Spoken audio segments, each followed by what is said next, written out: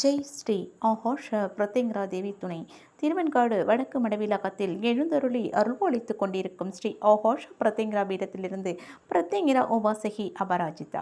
இன்னைக்கு பதிவில் நாம் என்ன பார்க்க போகிறோம்னா, கடனும் நோயும் தீரக்கூடிய கார்த்திகை மாதம் முழுவதும் செய்யக்கூடிய தீப வழிபாடு பற்றி இந்த பதிவில் நாம் இப்போ பார்க்க போகிறோம். ஒரு வீட்டில் நிம்மதியும் சந்தோஷமும் இருக்கணும்னா அந்த வீட்டில் முதல்ல நோய் இருக்கக்கூடாது. நோயற்ற வாழ்வே குறைவற்ற செல்வம் என்று சொல்வார்கள். அடுத்தது வீட்டில் நிம்மதி இருக்கணும்னா கடன் இருக்கக்கூடாது. அந்த இரண்டுமே விரட்டக்கூடிய வழிபாடு தான் இந்த கார்த்திகை மாத தீப வழிபாடு. கார்த்திகை மாதம் முழுவதும் மஞ்சள் கலந்த நீரால் வாசலில் தெளித்து விட்டுருங்க. அடுத்து அரிசி மாவு கலந்து கோலம் போடுங்க அந்த மாதம் முழுவதுமே. அடுத்து நெக்ஸ்ட்டு 2 வேளையுமே விளக்கேற்றுவது ரொம்பவே சிறந்தது. முடியாதவர்கள் மாலை 6 மணிக்கு மாதம் முழுவதும் தினமும் விளக்கேற்றி வழிபடுவது ரொம்பவே சிறந்தது. அக்னியின் வாயிலாக ஆண்டவனுக்கு அவிழ்வாகம் அளிக்கும் பெரும் யாகத்திற்கு நிகரான பலனை தரக்கூடியது இந்த தீப வழிபாடு. தினமும் பூஜை அறையில் குத்து விளக்கு அவசியம் நீங்கள் ஏற்றணும். வெறுசாக வைக்காமல் அடியில் வாழை இலை வச்சு துவரம் பருப்பு வச்சுருங்க. அது மேலே அந்த குத்து விளக்கை வச்சு நீங்கள் அதில் விளக்கேற்றுங்க.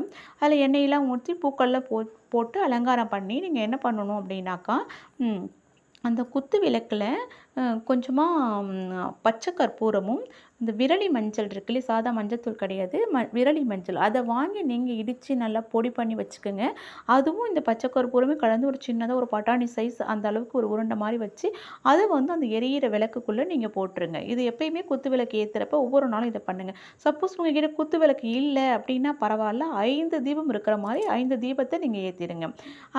அடுத்து என்ன பண்ணணும்னா, வாசலில் 2 விளக்கு வைக்கணும். 2 விளக்கும் அகல் விளக்காக தான் இருக்கணும் வாசலில் வைக்கிறது. அதை வெறுமனே வைக்காமல் ஒரு சின்ன தட்டோ இல்லாட்டி குட்டியாக ஒரு வாழை இலை மாதிரி வச்சு அது மேலே நீங்கள் இந்த விளக்கை நீங்கள் வச்சுக்கோங்க. அடுத்து அதுக்கு பக்கத்தில் நீங்கள் அந்த அகல் விளக்கு பக்கத்தில் ஒரு பிளேட் வச்சு அந்த பிளேட்டில் நீங்கள் பூக்கள்லாம் வச்சுருங்க. அதோடு உங்களுடைய இஷ்ட தெய்வத்தையும் உங்களுடைய குலதெய்வம் உங்களுடைய கிரக தேவதை எல்லாத்தையுமே நீங்கள் மனதால் நீங்கள் வேண்டிட்டு வீட்டில் தீபத்தை ஏற்றும் பொழுது நீங்கள் என்ன சொல்கிறீங்கன்னா, ஓம் தீப ஜோதி நமஸ்தே அப்படின்னு சொல்லிகிட்டே நீங்கள் இந்த தீபத்தை நீங்கள் ஏற்றுங்க. இந்த 30 நாளும் நீங்கள் மாதம் முழுவதும் விளக்கேற்றுறப்ப இதை மாரி சொல்லிக்கிட்டே நீங்கள் விளக்கேற்றுங்க. நல்ல அதிர்விலைகள் உங்கள் வீட்டில் ஏற்படும். வீட்டில் தவறான வார்த்தைகளை நீங்கள் பேசாமல் இருங்க. ஏன்னா அதுவும் இல்லாமல் மாலை நேரத்தில் சாமி பாடல்களை வீட்டில் ஒலிக்க செய்யுங்க. தயவுசெய்து இந்த இந்த சீரியல்லாம் அந்த நேரத்தில் நீங்கள் போட்டுறாதீங்க.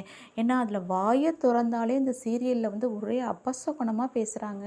ஒரே வில்லத்தனம், அந்த லேடிஸ்லாம் வில்லத்தனம் பண்ணுற மாதிரியே காட்டிகிட்டு இருக்காங்க. அதனால் அந்த மாதிரி விஷயத்தெல்லாம் நீங்கள் அது சீரியலாகவே இருந்தால் கூட இது போன்ற வார்த்தைகள்லாம் அழறது, சாபமிடுதல், இது போன்ற வார்த்தைகள்லாம் அந்த மாரி டயத்தில் கேட்காம இருக்கிறது, வீட்டில் கேட்காம இருக்கிறது தான் நல்லது. அதனால் அதை போடாதீங்க.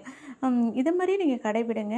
மாதம் முழுவதும் தினமும் நீங்கள் விளக்கேற்றும் போது நம்ம வாழ்வில் நிச்சயமாக நல்ல ஒரு வெளிச்சம் ஏற்படும் உங்கள் வாழ்க்கையில்.